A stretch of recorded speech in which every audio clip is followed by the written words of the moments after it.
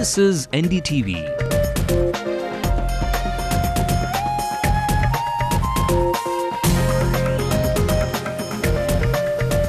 And you're watching NDTV Hindu.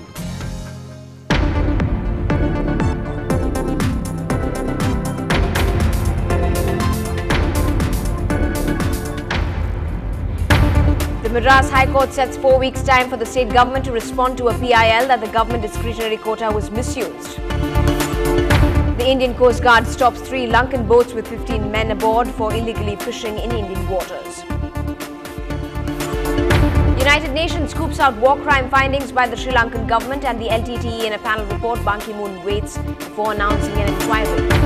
DMK spokesperson says ties with Congress will top tomorrow's high-level meet, adds that Kannimozhi will emerge blameless. She will prove that she has nothing to do with the issues concerned. The third round of questioning of Puducherry's Lieutenant Governor by the Enforcement Directorate ends in the Union Territory. Iqbal Singh leaves to Delhi. A biography on Jayalalitha is stalled by the Madras High Court after a petition is filed by the AIADMK Supremo herself over false and defamatory facts in it. The men in khaki take to the classrooms for a sensitization on the menace of human trafficking at the city's police academy. And at the second Norway International Tamil Film Festival, directors Radha Mohan and actors Vidharth and Anjali get lucky with awards. Welcome to the Late Night News with me, Evelyn Matthew. The national headlines at this hour. Suresh Kalmadi is attacked in court with a slipper as he arrives for a hearing. Court hands him 8 days in police custody. Can an 8-kilometer hole keep the Jaitapur nuclear plant safe? The Ministry of Earth Sciences is drilling a hole to forecast far-off earthquakes. The railways say Arunima's story about being pushed off a train does not match the evidence. Could she have lied? The Prime Minister and Sonia Gandhi pay their last respects to Sai Baba at Puttaparthi. The spiritual leader's funeral to be held tomorrow. And trouble brews between BCCI and senior players. Reports now suggest that board will not allow any to skip the Windies tour. Our top story this hour, the Madras High Court has ordered a notice to the state government in a public interest litigation seeking cancellation of plots and houses under the government discretionary quota in the last 10 years by the Tamil Nadu Housing Board. The allotments made by both the AIADMK and the DMK regimes are under the scanner. The petitioner had gathered the list of beneficiaries under the GDQ during the AIADMK regime between 2001 and 2006 and the DMK regime between the 2006 and 2011 regime through RTI applications. The Advocate General has been given 4 weeks' time to respond.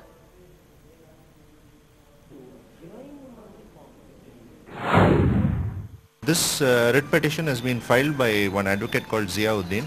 Mr. Vedantam Srinivasan, who is a senior advocate, appeared for me in this matter. We are saying that under the Housing Board Act, there is no provision for the government to exercise any discretion in allotment of plots. Therefore, government discretionary quota cannot be exercised just by way of a guideline or a government order. So we are challenging that part of the guidelines which enables the government to allot plots under the GDQ. So this is the basis of our case. We are also asking for cancellation of all the allotments done under the GDQ in the past 15 years, 20 years.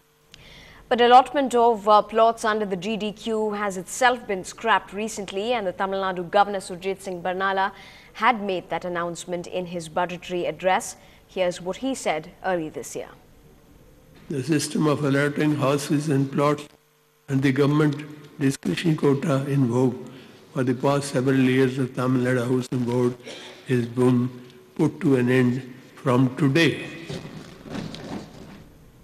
Moving on, even as the 45-day ban on fishing is being followed in the state, the Indian Coast Guard ship Sarang apprehended 3 Lankan boats off Chennai's coast. 15 fishermen were caught in the boats fishing illegally in Indian waters. These 3 boats were caught by the crew of Sarang while on patrol and brought to the Kasimedu fishing harbour.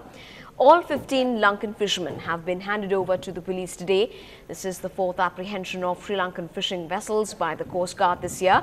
But first, after the fishing ban came into effect on the 15th of April.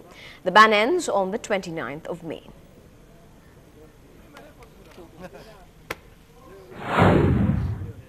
Right now we are standing in the Kashimedu harbour at Chennai, and we have got these 3 Sri Lankan boats which have been apprehended by the Coast Guard ship Sarang. Coast Guard ship Sarang was on a routine deployment, and early morning yesterday they saw these Sri Lankan boats fishing in very close to Indian coast, about 125 nautical miles northeast of Chennai. The boats were challenged, stopped, and then they were boarded. After a brief encounter, the boats have been apprehended. The boats are containing 2 tons of fish, tuna primarily, and 15 crew members, 5 on each boat. The boats are being brought to this harbour today to be handed over to the local police for further legal action. Now, the island nation of Sri Lanka continues to be in the headlines for not very tasteful bit of news. In a panel report released by the United Nations, there are now allegations of war crimes committed in Sri Lanka that were supposedly during the final stages of war. There are substantial allegations about the LTTE that suggest that civilians were used as a human buffer and even killing civilians so as to flee the control of the banned outfit. At some times, there was widespread shelling, and at other times, there was also denial of humanitarian assistance. One of the main recommendations by the panel was that the Sri Lankan government should respond to the allegations by initiating an effective accountability process, beginning with hardcore investigations. However, the UN Secretary General Ban Ki-moon now requires the nation's consent or a decision from member states to launch such an international investigation mechanism into allegations of possible war crimes. In the wake of this report, PMK's Chief Ramados has urged the international community to ensure that the Sri Lankan President Mahinda Rajapaksa be tried and punished by the International Court of Justice. He urged the Union government to snap all diplomatic and trade ties with Sri Lanka to show the world that it was concerned about the ethnic Tamil population in the neighbouring country.